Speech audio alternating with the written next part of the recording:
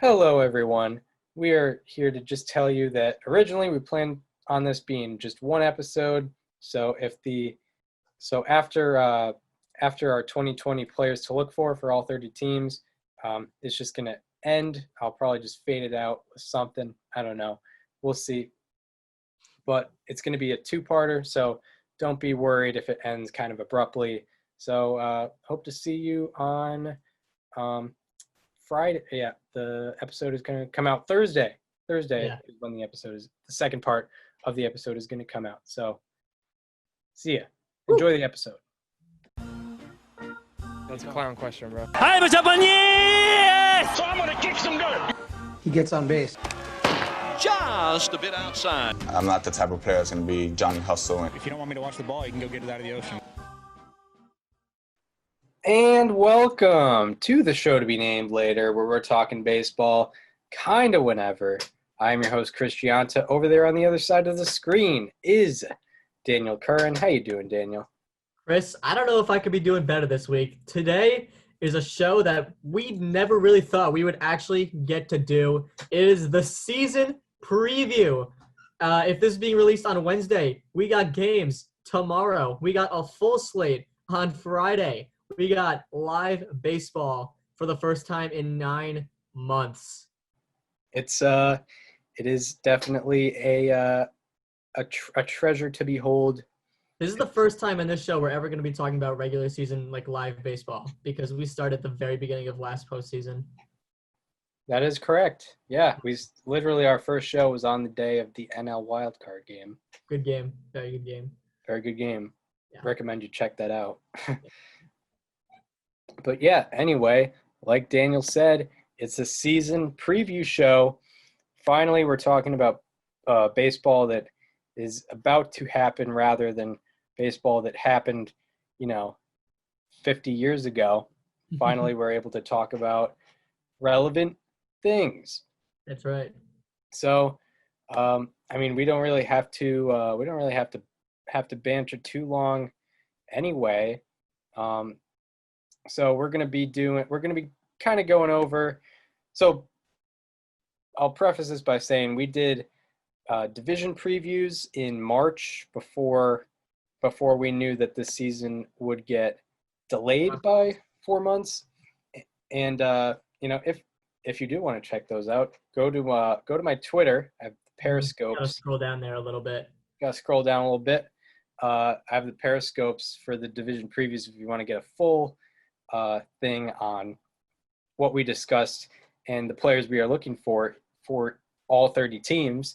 But we're going to basically just do a rundown of pretty much every player that we pointed out ourselves, but, definitely in a shorter time frame.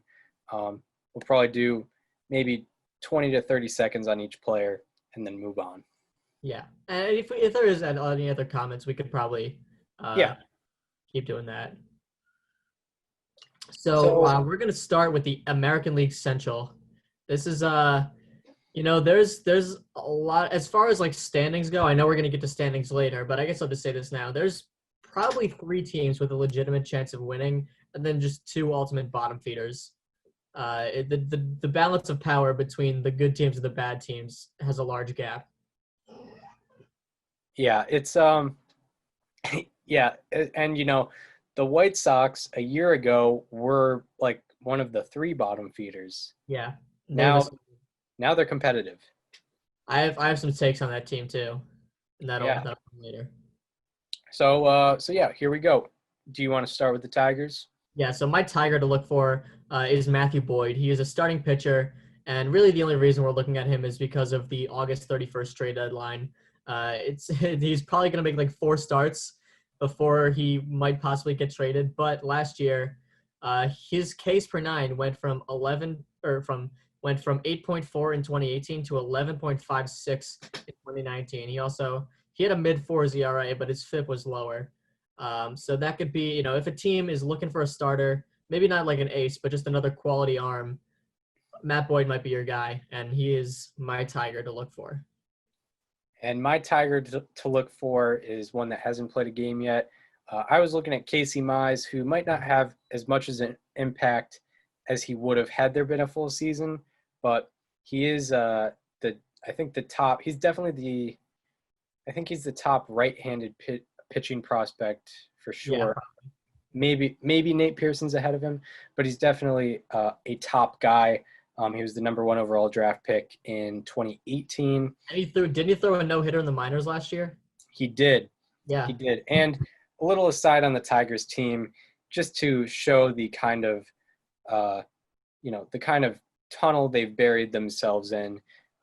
Last year, the 2019 Tigers had the worst team position player wins above replacement since the 1998 Twins. So it had been 21 years since position players on a team produced a worse season. Yeah. So now we're moving on to the Kansas City Royals. I was watching. This is not my player, but I was watching their game against the Astros today. Obviously, an exhibition game, and Bobby Witt Jr. is a guy who looked really impressive today. He was a first-round pick, 2nd overall, in 2019. And just real quick on the day, this guy, out of the 7 hole, had 2 hits, went 2 for 3 with a walk also, and he had an RBI. That was me checking his line. He looked pretty good today. I don't know if we're actually going to see him since he only has a year of minor league experience, but in the future, and he's a top 10 prospect too, according to MLB.com. But my guy for the Royals is Jorge Solaire. He had a 136 weighted runs created plus last year, which tops all Royals seasons minimum 200 plate appearances since Billy Butler in 2012. Also, he was the first 40 home run season in Royals history, and he hit 48 home runs. He shattered the franchise record. Yeah, Jorge Solaire was absolutely spectacular last year, and you should also, he's a young guy. You should expect him to keep having success. My Kansas City Royal was not really a star, not even a guy who really could help them in the future, really, but I think he could help them out maybe with a trade before August 31st. I was looking at Ian Kennedy. I think he had a very quiet, good year last year. As a closer. He was their closer. He went 30 for 34 in save opportunities. He had a career high 10.4 strikeout per 9. 10.4 strikeouts per 9. He had a 3.41 ERA, 2.99 FIP. So I think Ian Kennedy might be able to bring back a good prospect for the Royals. I'm glad you mentioned him because I was looking yesterday at the reliever market for teams that are probably not going to contend, and I was thinking how many teams really have guys like this? Ian Kennedy was the number 1 guy that I found. So I mean, he could be. He might be the number 1 reliever on the market in a month. You never know. Yeah. So now we're moving on to those Chicago White Sox. Rick Hahn has built himself an amazing farm system, and this is where it's supposed to come to fruition. And my guy is one of those guys who was in that farm system, Johan Mankata. He was the number 2 overall prospect in baseball, of course, when he came up. And from July 15th through the end of last year, Mankata, with a league minimum of 210 plate appearances, led the league in BABIP with a 443. I know that suggests luck, but he also had 149 wins above replacement, a 392 WOBA, and a 948 OPS during that time. So yeah, sure, he did get lucky, but he was also really clutch, even in the times where it was all skill. I believe 149 weighted runs created plus. Yeah.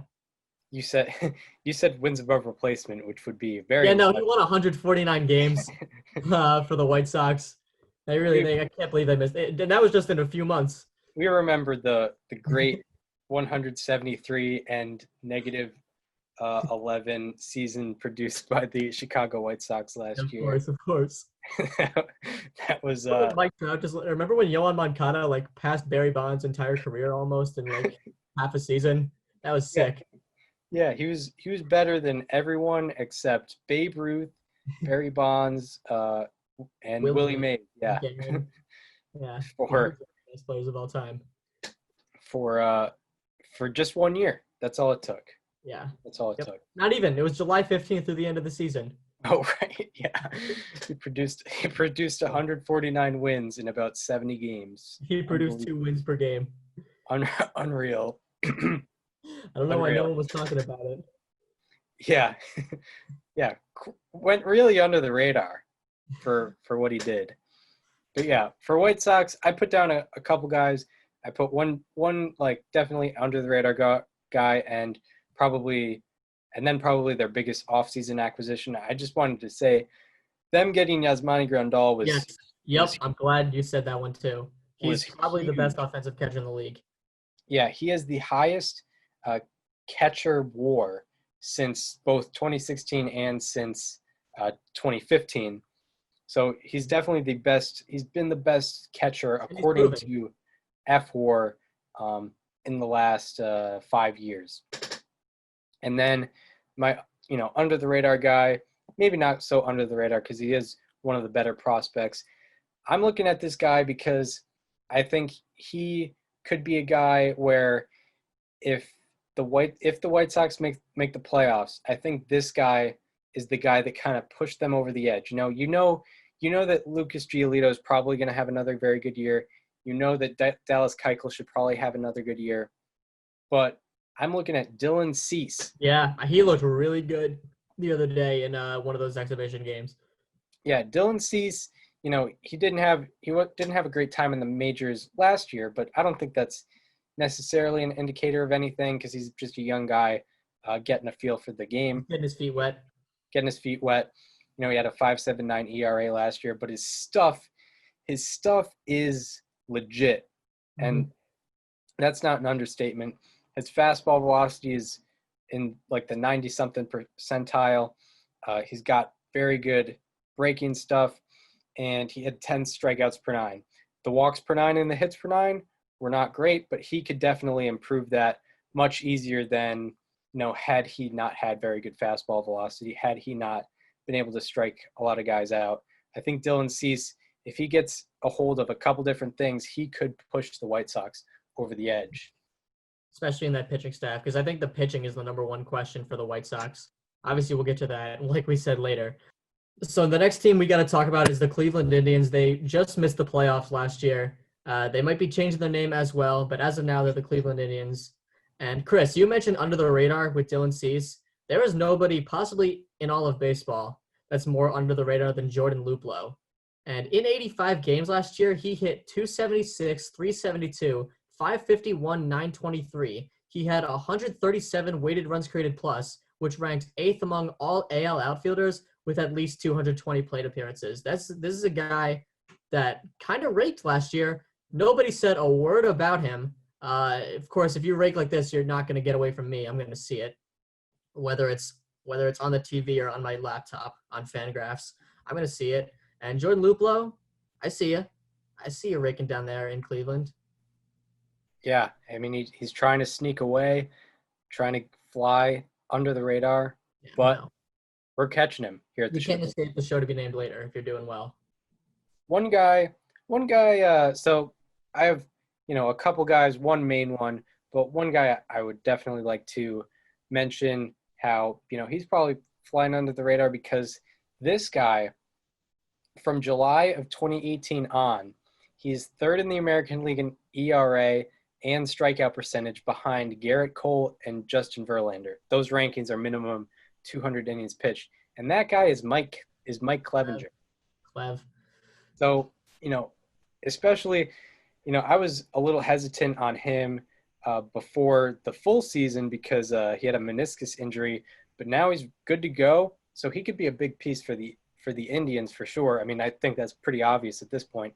But another guy who could be a good piece who, even if he does succeed, can fly under the radar is Oscar Mercado. Yeah. Yep. So Mercado, he's probably about an average kind of middle of the road hitter. However, last year he was in the 84th percentile in outs above average, which represents what he can do in the field. So he was top 16% in guys with outs above average, and he was 97th percentile in sprint speed. So, he didn't rack up a ton of stolen bases last year, But if he does figure his way out around the bases, he could really be a deadly weapon on the base paths. And, he has the potential to be an above average hitter. And he could be one of the best players on the Indians without anyone even realizing it. Yeah. He could be a guy who, if you're thinking, a guy with maybe an 25 OPS, 30 stolen bases, and maybe a top 5 defensive center fielder, that's definitely a great all-around player, which I think that is Oscar Mercado's potential, especially this year. I remember for the longest time, the Indians just had like a bag of nothing in the outfield. Like they had statistically one of the worst outfields in the majors, and now they're looking really good with they got Jordan Luplow, Oscar Mercado, and Fernando Reyes in their outfield. It's 3 guys that you want to have. And last but not least, in the American League Central, we have the defending champion Minnesota Twins. My guy is not under the radar at all. You all know him. His name is Nelson Cruz, and his 2019 season was the only age 38-plus season in baseball history with a 1025-plus OPS and 105-plus RBIs. That's right. Nelson Cruz. Yeah, he was that guy. Yeah. And now you add Josh Donaldson to this team, who already obviously had a historically great offense last year, like most home runs ever by a team. You add Josh Donaldson, and this team can do some damage just like they did last year on the offensive side of the ball. The question is pitching. Of course, and Nelson Cruz, you could definitely go crazy with the age statistics as you did there. And you speak of the pitching, and I look at an addition that they had, a guy who I think is very well known in the baseball world because of him playing in LA. This guy's Kenta Maeda. Yep, I called it. So Kenta Maeda, people know where he's at. He's about an above average pitcher. You haven't really seen him in a full starter mode. And I think if he has a bad season, the likelihood of the Twins winning the division could go down a bit. But if he turns it on, if he's able to be a guy, a mid-3s ERA guy, I think the Twins have no excuse not to win that American League Central. Yeah. Well, I mean, there's a lot of question marks, but I mean, yeah, the pitching is really going to have to turn it on for the Twins if they want to do that. So next we have the National League West. This division is, I think we all know what to expect. So let's just talk about the teams fighting for second place, starting the San Diego Padres. I have 2 guys for the Padres. The first of which did test positive for COVID, but when he comes back, I think he's got a lot of promise to the San Diegans out there, and that is Tommy Pham. He had a .369 on-base percentage last season, and that ranks better than every Padres season since Chase Headley in 2012. So he's the kind of player the likes of which the Padres haven't seen for a while. Also, in his time with the Rays, throughout that entire time span from, I believe, mid 2018 up until the end of 2019, he had a .385 OBP, which ranked 3rd among AL outfielders. The 2 guys ahead of him, Mike Trout and Mookie Betts. Pretty good. Obviously, he's not in the American League anymore, but he brings an on-base presence that the Padres are not used to, and I think they could really use in their lineup. The other guy is on the mound. It is Chris Paddock. Obviously, you all have seen the kind of stuff he brings to the table as far as his pitches, their movement, their speed, everything. And he had a whip under 1 in 4 separate months last year. He did have some tough stints here and there, but he had a lot of really good strands of time. And I think if you put that all together, he can be literally a top 10 pitcher in the National League as far as wins above replacement goes. Oh, yeah, Chris Paddock. And, I'm definitely going to get, young pitchers. I'm one of the first guys to get on a young pitcher's hype train. Got to love young pitching. But there's two guys I'm looking at. One, just out of curiosity, and, he's probably the most hyped guy on the Padres right now. I'm looking at Fernando Tatis Jr. You cannot. So I'm not looking at him for the same positive reasons as everyone else. I'm wondering if he can kind of repeat the same success as last year, and that is because of his peripheral statistics. So he had the largest difference between batting average and expected batting average, according to Baseball Savant. He had the largest difference between his batting average and expected batting average in Major League Baseball. And he had the fourth largest difference between slugging percentage and expected slugging percentage. So I'm wondering if, he can still repeat. I think, he's definitely a very good player, but I'm wondering if he can still have that offensive success, an OPS over 950. I'm not sure if we're going to get that, but even if he can maintain an OPS of about 900, that would still be very impressive. But another guy I'm also looking at is one of the few additions for the Padres. I'm looking at Zach Davies. His hard hit percentage has eclipsed 33% only once, and your average hard hit percentage for a season is usually about like 35%. So he's been above average in allowing hard hit balls for a pitcher. He's been above average for pretty much his whole career.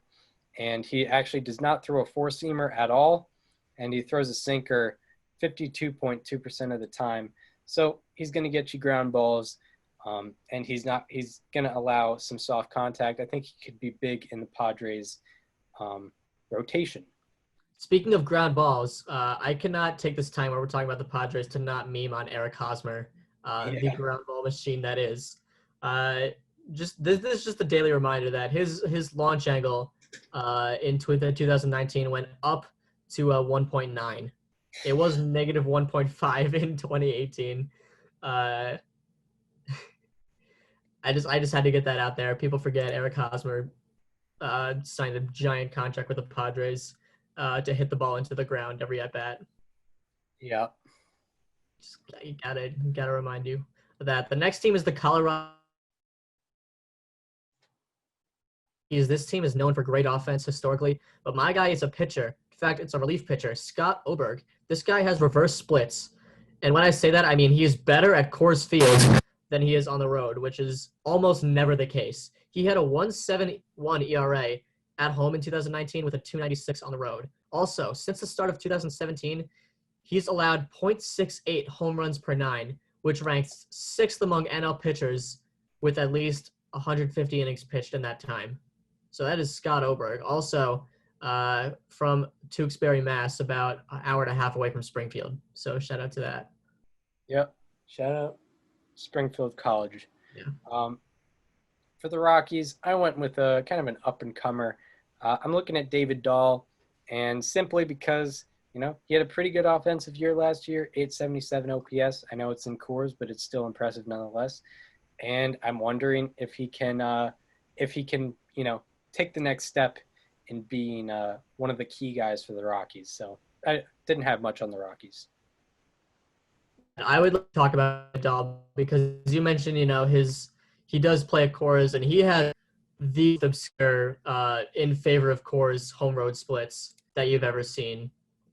And that's a thing every year, but it's absurd. Yeah, last year, he hit 349, 402, 558, 1,000 at home. On the road, 254, 302, 449, 751. So clearly, there's some home cooking going. And it was even more insane in 2018. 2018, this is probably my favorite.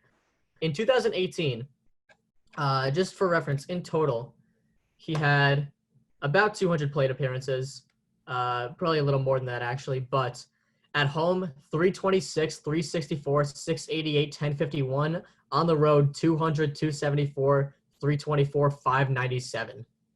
That's ridiculous. Yeah. But you know what? The home games, they count too. So I mean, hey, they do count just as much, and you get half as many. So I wouldn't want to get him in maybe free agency, but on the Rockies, still pretty solid.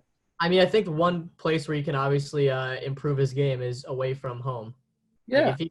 If you think about it, if he can put together like literally a 750 OPS, or actually not even that, like a high 700s, low 800s OPS on the road, can you imagine how great of an overall player he'd be? Oh my God. Yeah. He'd be I mean, right come up on. there with Story and Arenado. Exactly. The next team is the San Francisco Giants. This team is a hot financial mess, but they do have Yaz the third, not Carl Yastrzemski, his grandson Mike Yastrzemski, who after the All-Star break last year hit 287, 354, 562 for a 915 OPS. In that second half, he was top 10 among NL outfielders in home runs, runs scored, RBIs, ISO, BABIP, average slugging, WOBA, weighted runs created plus, and wins above replacement. Top 10 in all those among NL outfielders. Yeah, Mike Yastrzemski was a diamond in the rough for sure for the Giants.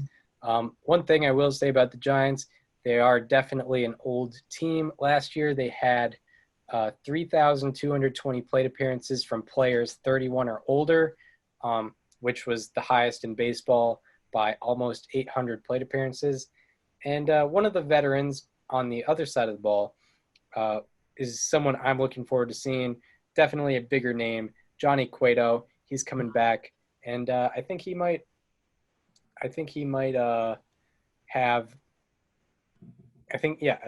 Johnny Cueto might be able to have a decent comeback in 2020. So next is the Arizona Diamondbacks. This team is really interesting. They had some off-season acquisitions, and I think the most interesting part of this team lies in the rotation. There are two guys that I like to highlight. One of them is Luke Weaver. He got hurt last year, but on May 26th, before he got hurt, he had a 3.03 ERA with 68 strikeouts and 62 and a third innings pitched. That was over 11 starts. And the other one is Zach Gallen. They got him from the Marlins at the trade deadline last year. And in 80 innings pitched with the Diamondbacks, Gallen had a 2.81 ERA and 10.8 Ks per nine. So you complement those two with the likes of Mad Bum, with Robbie Ray, and you might have something interesting in that rotation. Oh yeah, the Diamondbacks are an oddly deep team. Yeah. No doubt about it. And one of the guys that I'm pointing out also came from the Paul Goldschmidt trade. I'm looking at Carson Kelly. Yep. Of 21 catchers with 350 plus plate appearances last year, his 826 OPS ranked 5th. And then also defensively, he was also very good. His caught stealing percentage was above average. His caught stealing percentage was 32%, and the league average was 26. And his catcher framing, according to Baseball Savant, was in the 90th percentile. So definitely an all-around guy to go with his offense. So that's someone who should contribute for not only this year, but many years to come. I mean, you could argue that Carson Kelly had a better season last year than Paul Goldschmidt offensively. Yeah, there's an argument to be made there. The only counterpoint you could have is Goldschmidt had significantly more plate appearances. Oh, yeah. But still, the gap should not have been that close. Plate appearance per plate appearance, you could definitely say. Yeah. So now, of course, we have the Los Angeles Dodgers. This team is all but given the NL West this year, as they are every year. And the guy I'm highlighting is going into free agency after this season. And I know this is not a good time to be in a contract year, but this guy can definitely make the most out of his opportunities, and that is Jock Peterson.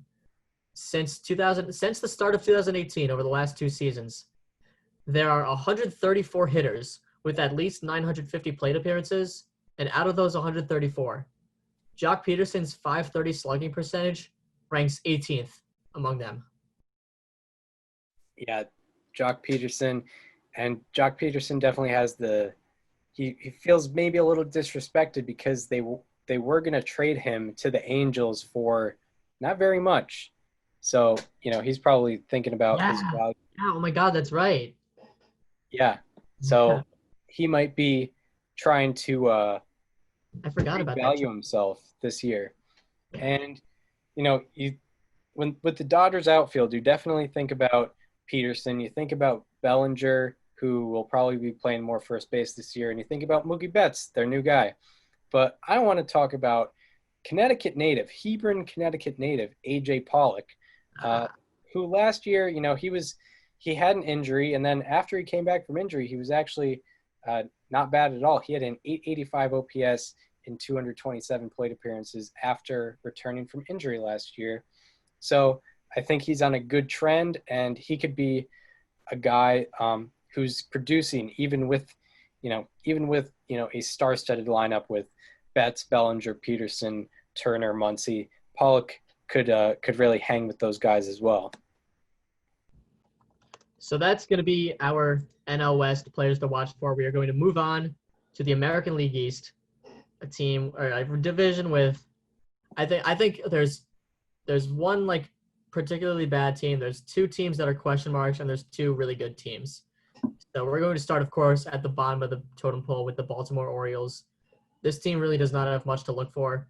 Fortunately, it does not look like Trey Mancini is going to be ready for this season. He's battling cancer, I believe.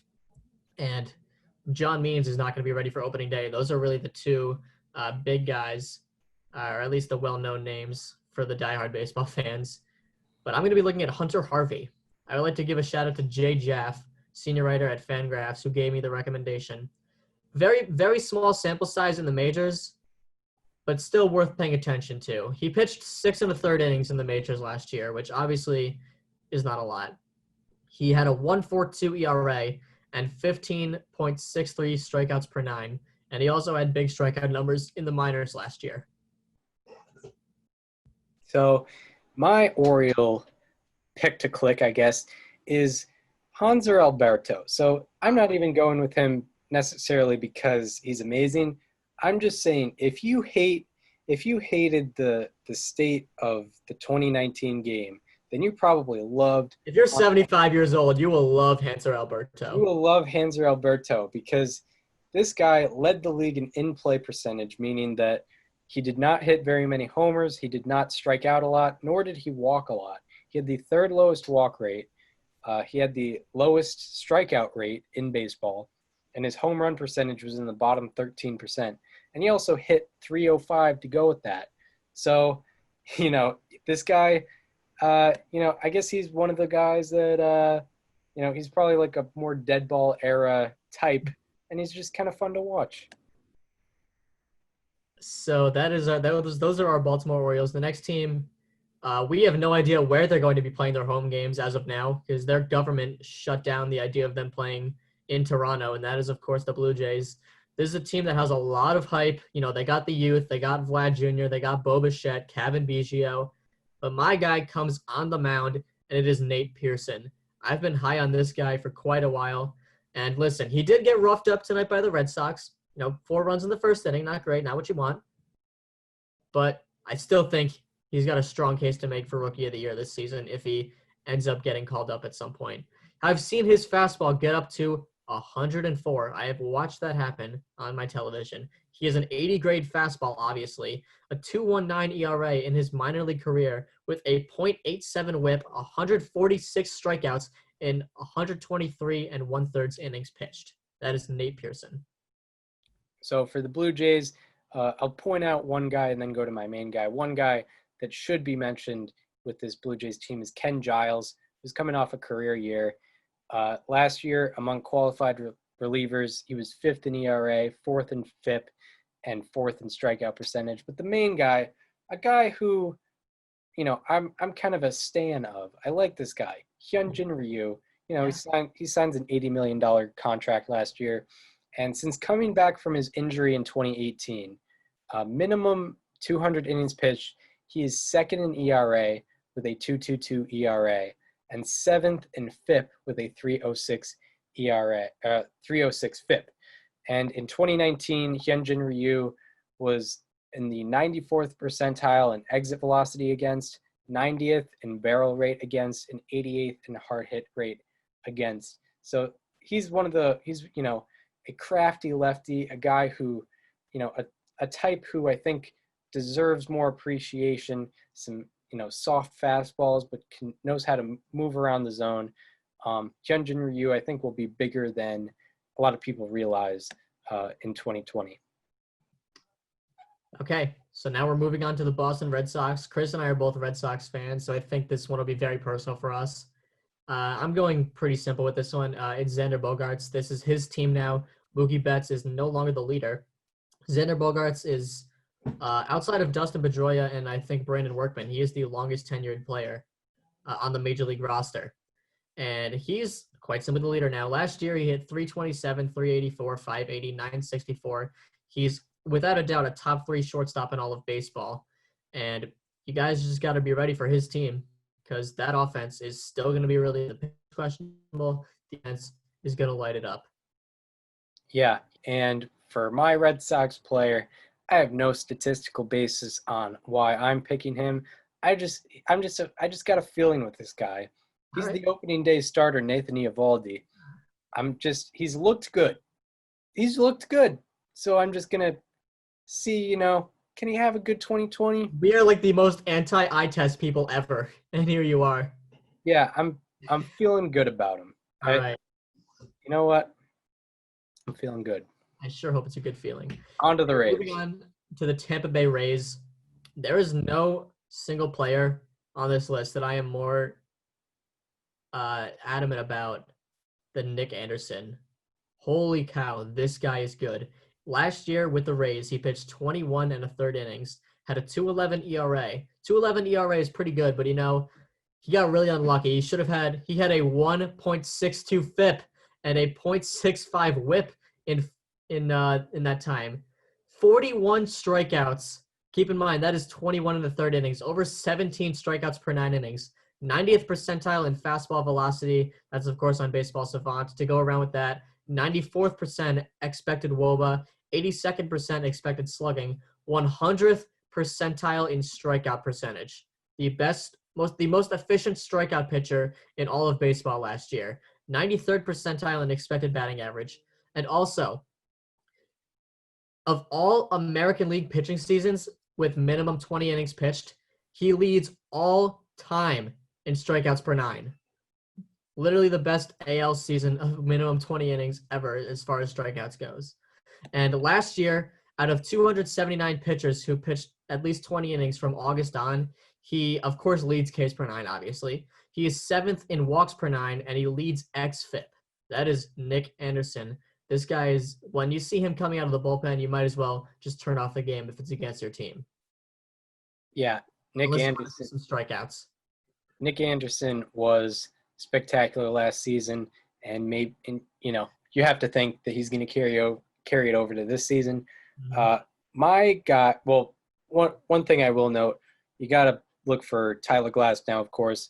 Before his injury last year, he led the league in ERA and FIP at a 1.86 ERA and a 2.3 FIP. So definitely don't forget about Tyler Glasnow. But a guy who had a rough year last year, who I'm looking at, is Blake Snell. He, from ERA-wise, he definitely had a worse year. But what I will say, and, peripherals aren't everything, but his hard hit rate and barrel rate, so balls hit 95 miles per hour plus, and his barrel rate, those percentages were better in 2019 than they were in 2018. So maybe in 2018, he got a little bit lucky, and in 2019, he got a little bit unlucky. So make sure, find him. He's probably going to find a balance this year, maybe be a low 3s ERA kind of pitcher. And he needs to stay healthy because he got hurt last year after he was struggling, he went to the DL or the IL. That's right. So that leads us into the New York Yankees, the defending American League East champions, and they are the favorites to win it again, understandably so. They got Garrett Cole. Like, what else could you ask for? How about the return of Miguel Anduhar?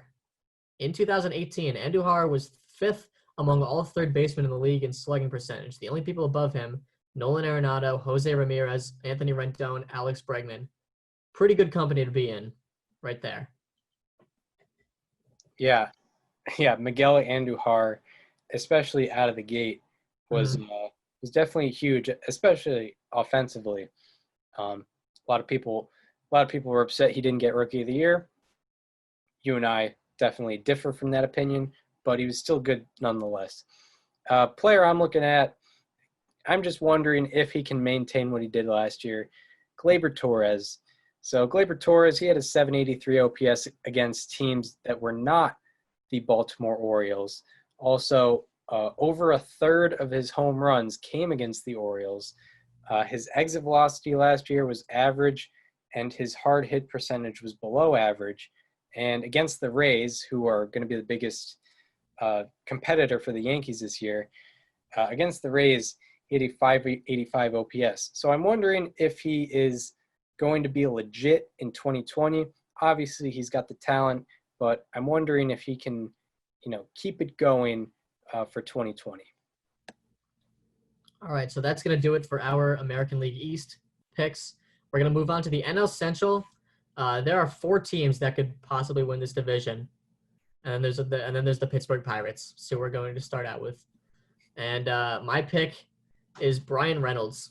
This guy was pretty under the radar as a rookie last season, and his 3.2 wins above replacement ranks 10th among NL outfielders. He had 131 weighted runs created plus, which was 7th among NL outfielders. By the way, all these ranks that I'm saying are, like I said, among NL outfielders. His WOBA was 8th. His OBP, which was 377, was 7th, and his 314 average ranked 5th.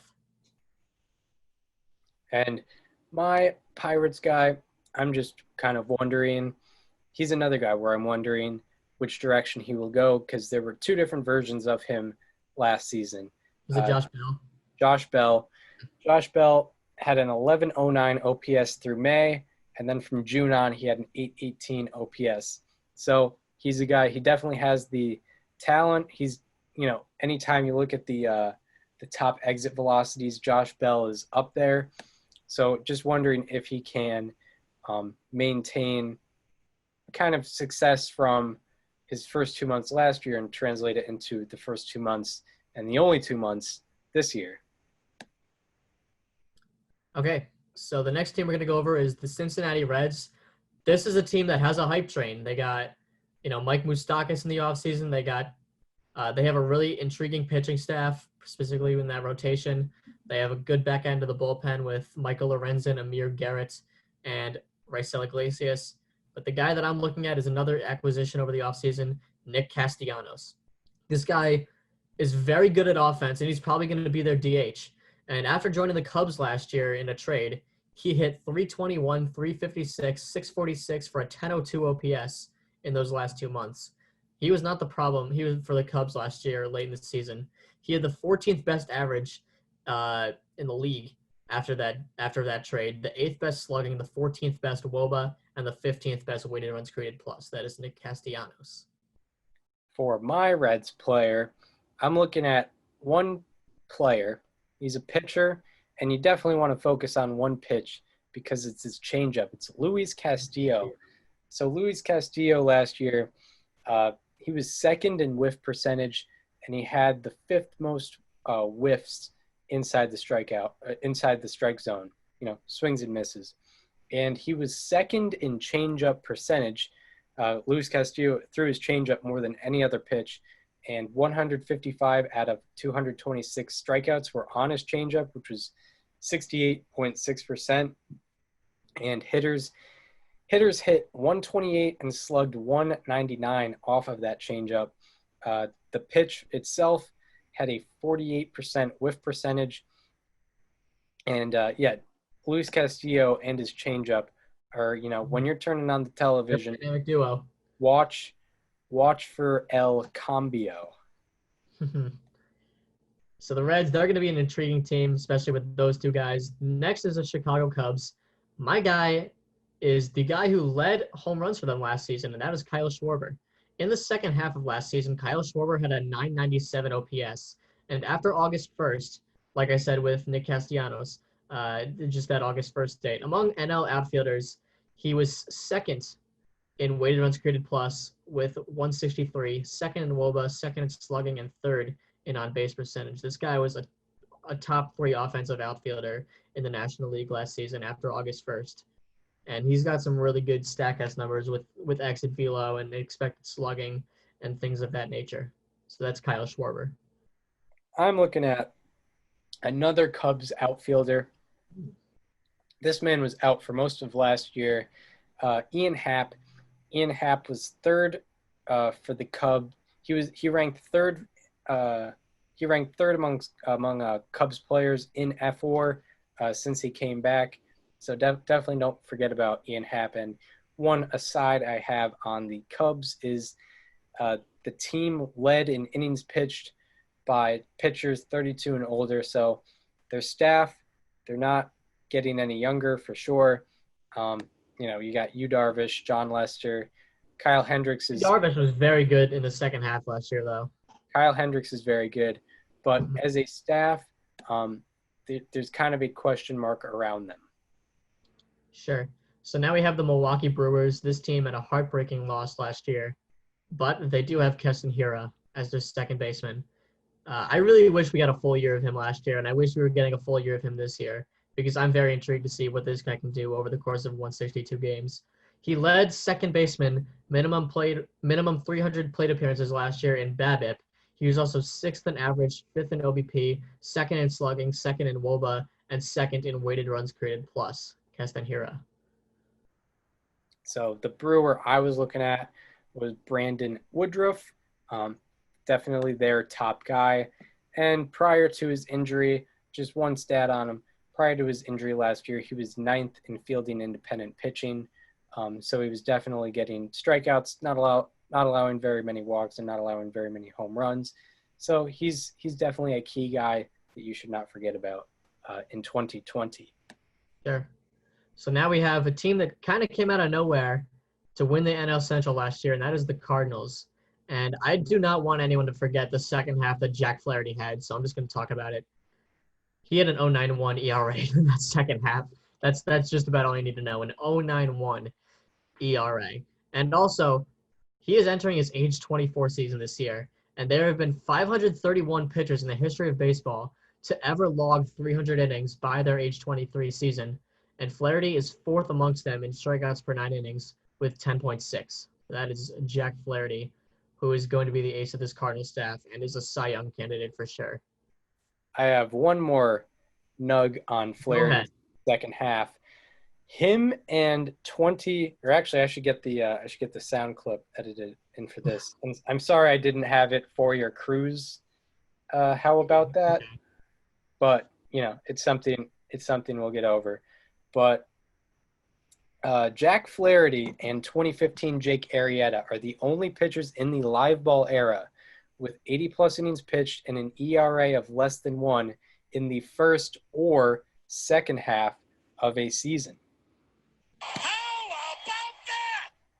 about that? I missed Hammy on that call. All right, so who is your Cardinal? My Cardinal to watch is not someone on the up and up. Matt Carpenter. Matt Carpenter last year. He's probably going to be their DH. Yeah, he's probably going to be their DH. He had career lows in doubles, average, on-base percentage, slugging, and OPS last year. But in 2018, he finished 10th in the MVP vote. So we're going to get a look at, in 2020, we'll probably get a look at where Matt Carpenter is at in his career. Mm-hmm. So that is going to do it for the NL Central. We're going to move on to the League West.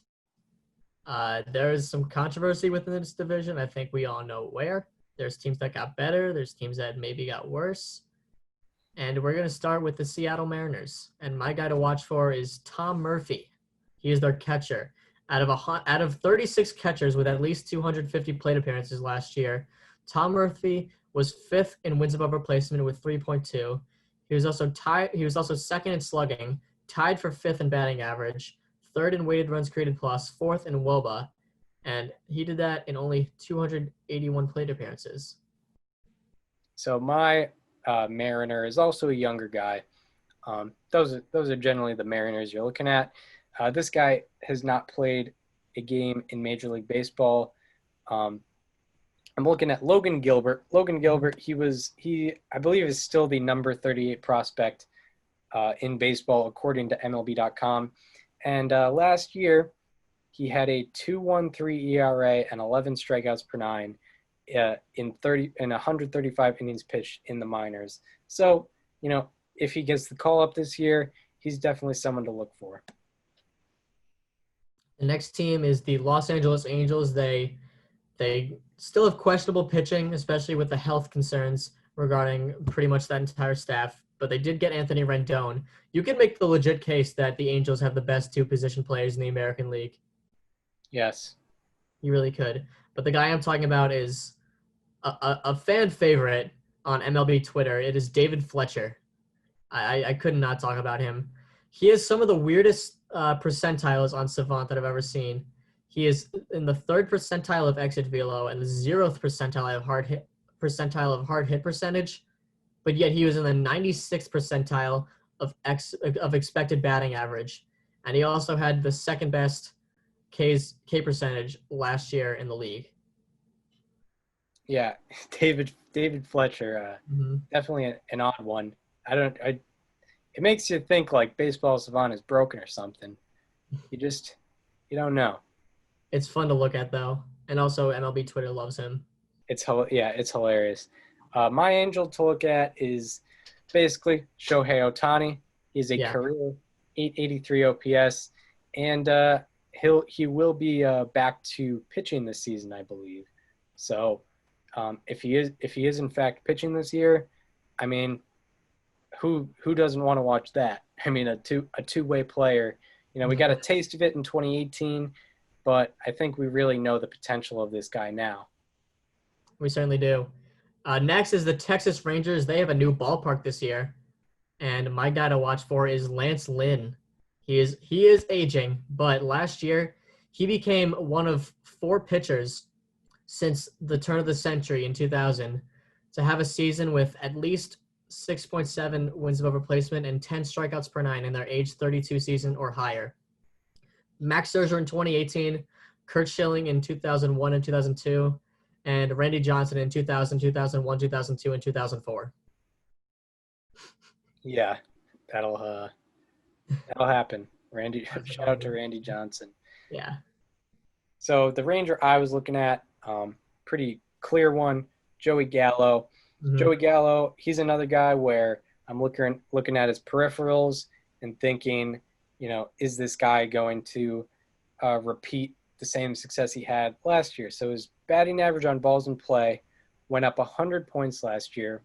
His home run percentage and his strikeout percentage stayed relatively the same, and also his expected batting average stayed relatively the same. So I'm wondering if, you know, was it that he was unlucky before last season, or was it that he was kind of lucky in 2019? So definitely Joey Gallo, we'll see about him this year. You know, he might be able to be one of the best players in baseball if he repeats. So we are moving from a team that has a new stadium to a team that needs a new stadium. The Oakland A's are the next team on the list. And my guy is probably one of the most underrated players in all of baseball. It is Mark Canha. Out of 105 right-handed hitters who had at least 300 plate appearances versus right-handers also, you know, that righty-righty matchup, Canha ranked 5th in OPS, 3rd in weighted runs created plus, and 2nd in OBP. He crushed righties last year, and he's going to be facing them most of the time because that's just naturally how it is. So my athletic to watch this upcoming year is a guy who probably got a little bit unlucky last year. I'm looking at Lou Trevino. Mm-hmm. Lou Trevino, he was spectacular in 2018, and last year he took a giant step back. But his peripheral statistics, you know, the ones that I definitely value, like exit velocity against and hard hit percentage against, those statistics kind of stayed the same. And his exit velocity against was in the 88th percentile, and his hard hit percentage against was in the 80th percentile. So I would really take 2019 Lou Trevino kind of with a grain of salt. And, you know, I think his stuff and what he's able to do on the mound, generally speaking, you know, don't write him off this year for sure.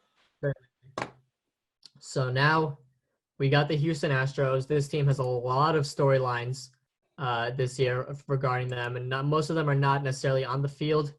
It is in the batter's box, literally in the batter's box with the ball, you know, going in the batter's box and hitting them. That's what's talked about a lot. So I decided to sort of get away with that with my player, and I'm talking about Lance McCullers Jr. He's coming back from Tommy John surgery, and in 2018, he led the league in curveball percentage with 48% of his pitches thrown were curveballs. From 2015 to 2018, he was 6th among AL pitchers in Ks per 9. He led home runs per 9, 5th in FIP, and 3rd in ground ball percentage. So that is Lance McCullers Jr. So yeah, I remember we both looked at Lance McCullers Jr. When we did the original preview show. So yeah, I mean, there's really not much to say on the Astros. They are who they are. They didn't really add anybody, but Lance McCullers, and of course our favorite, a show favorite, Jose Urquidy. He's actually pretty good. So he might be a quality 4th starter for them. So don't forget about Jose Urquidy. Okay. So now we are going to move on to the National League East. This is our last division. This is another really interesting division where 4 teams have a possibility of winning it. And so we're going to start with the Marlins, of course, who don't have a chance of winning it. And my guy, he was an all-star last year, but his highlights came after the all-star game. Sandy Alcantara. He was acquired in the Marcell Ozuna trade with the Cardinals.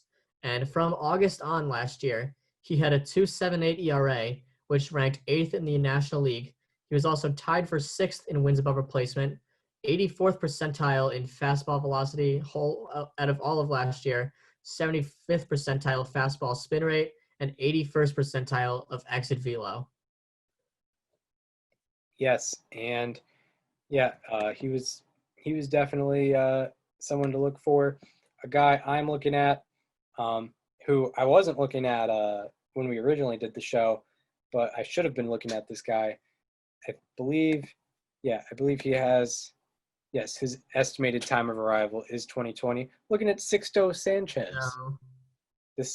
This guy, he's done very well in the minor leagues. Last year, in 114 innings pitched, had a 2.76 ERA, and I figure, and I'm not sure how the Marlins are going to handle their prospects, but if he gets in the big leagues, he could potentially be one of their best pitchers. That's right. So now we're going on to Philadelphia. We're looking at the Phillies, and my guy has been taking a lot of heat over the offseason because of the contract he signed. And I'm here to tell you that Zach Wheeler earned all that money. Dating back to June 22nd of 2018, that's a year and a half of baseball, he is 13th in the entire league in ERA with a 3.36. He is 9th in FIP with a 3.24. Zach Wheeler, you got your money, and you deserved it, and you're going to be great as a Philly. I know it. Yeah, Zach Wheeler was someone who I also put down when we did our show. And I think he should be preached upon. I believe his fastball velocity has gone incrementally up in the past 3 years. Whenever he got surgery, it's gone up 1 mile per hour every year. So, I didn't have anybody new, but yeah, Zach Wheeler, Yes. He definitely peripherally. This is the pro Zach Wheeler show. He should be good. I have kind of thrown him under the bus a little bit because I believe Hyunjin Ryu's contract should have been.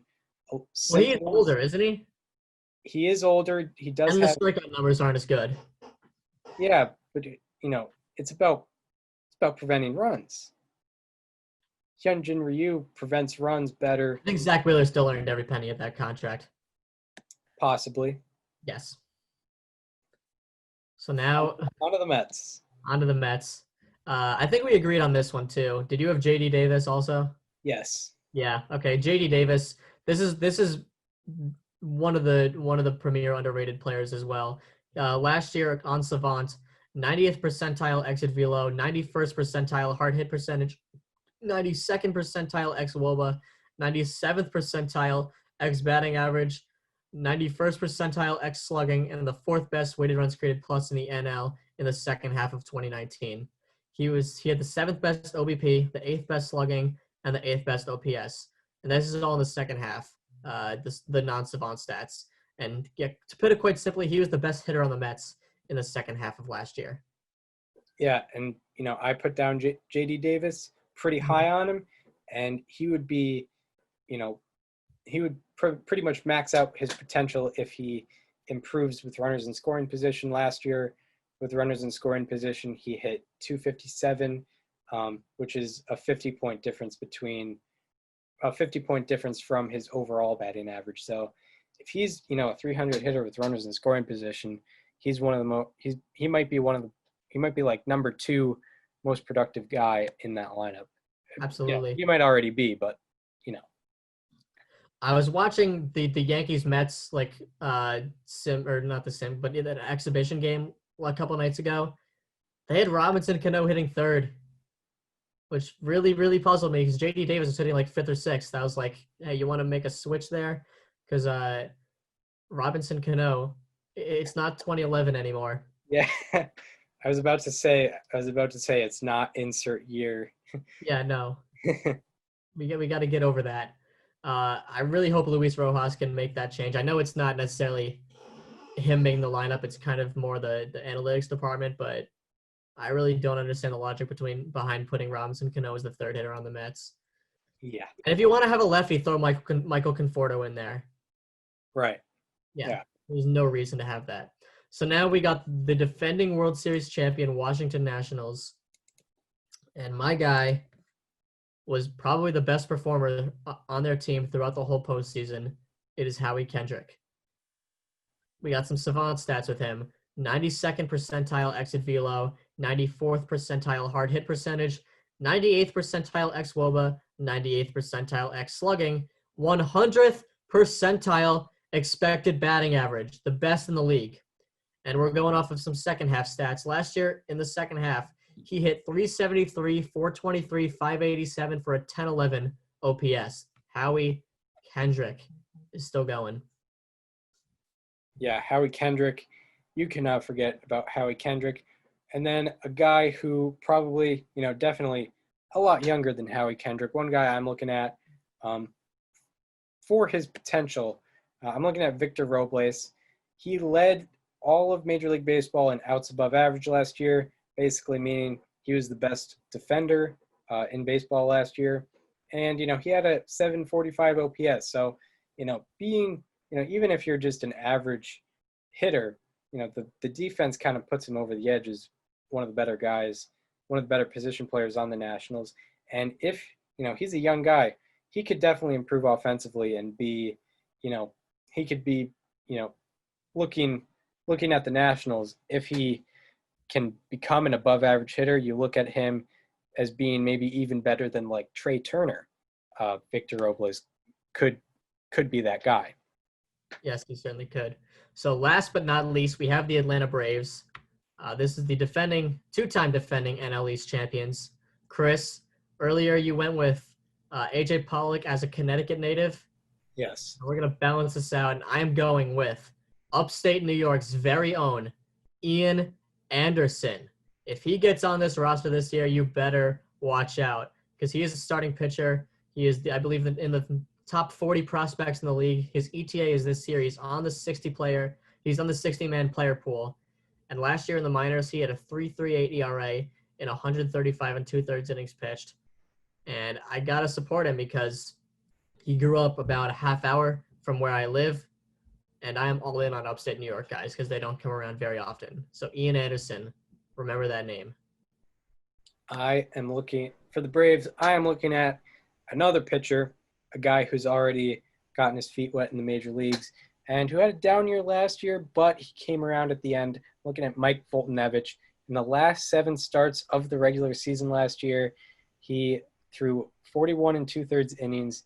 He had a 1.73 ERA, a 5.19 OPS against, and, this is after in 2018 he finished 8th in the Cy Young. So I think you should definitely expect a more productive year out of Mike Foltynewicz in 2020. All right, so that's going to do it for our players to watch on each team. I'm glad we ran through these again. And now I have a few over-unders. I only wrote 3. How many do you write? Oh, I wrote